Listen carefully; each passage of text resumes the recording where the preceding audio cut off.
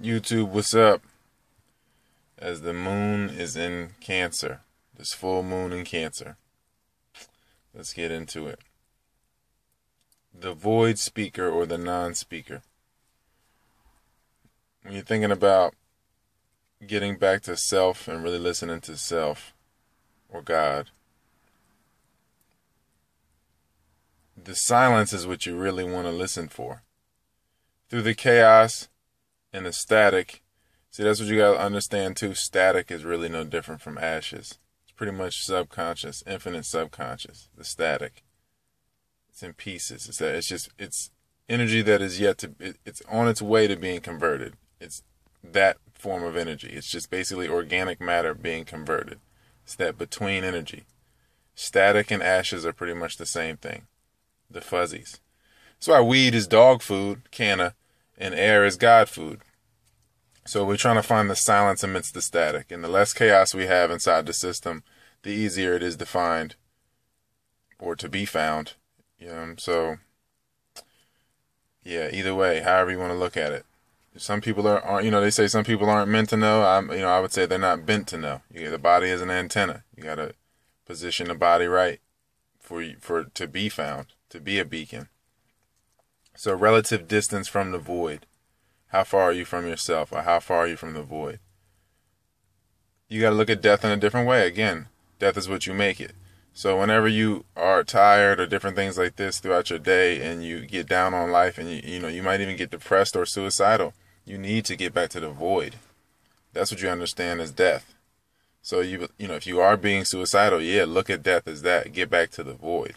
Get back to the silence, and it's more so like the speaker or non-speaker. It's like if there's a bunch of chaos and there's this silent pocket, it's like a reverse speaker almost. And like the further you are from it, the more like it being in the club, or you can hear the music, or you can hear something, it's like being anywhere where there's music being played and it's muffled and you're from, that's really, you can hear it, but just not how you would be able to hear it. It's not flowing through you.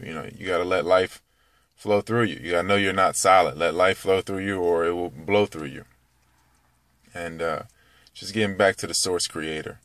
Once you can get back to the source, you're not cutting the root off. Again, like they say, people looking for things in the fruit that could be really in the root. People sever themselves from the root and then sever themselves from the creator, so that the irrational, the identification with the rational mind and the total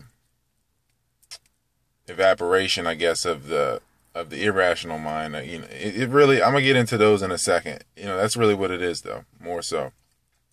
So let me get into it again. When you're transmuting this death or this static, anybody absorbing static watching TV, these things, they're basically transmuting death through these crystals into life. You have pretty much the average couch potato is performing major feats all day. These people, they don't understand the gravity of what they're doing.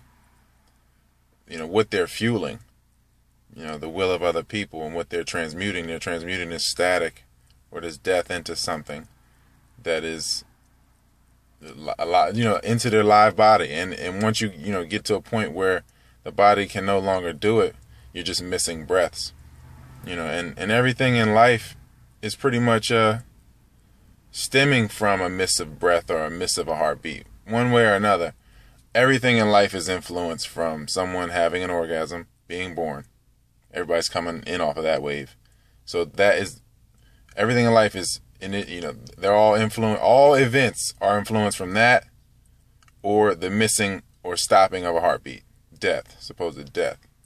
So all of life is influenced by those two events. It's that simple. Those are your poles, your beginning. So transmuting this death into life is extremely taxing. You're not driving. Again, you're not driving yourself. You're being taxied. You're being taxed. It's the same thing. So if you're tired, fresh air, and then water, and that'd be either end, enema or drinking water, one way or the other. If you're tired, do that before you eat more food. Do those things. Get fresh air. Then drink water. Between each one, evaluate. Fresh air, am I still hungry? Drink water, am I still hungry? Enema, am I still hungry? Because people don't even know what hunger is. They don't understand. People haven't even been to that point of physical, hunger, really. Not too many people. Maybe some athletes know, just because of the destruction of the body. Because, again, it's just working out is destruction. That's destroying the body. You rip the muscles. And then when you sleep, get back to the void, you build. You build in your dreams. So really, are you awake now or are you asleep now? Again, people don't understand. They haven't transcended the duality to look at both sides and say that we're both or neither or this or that.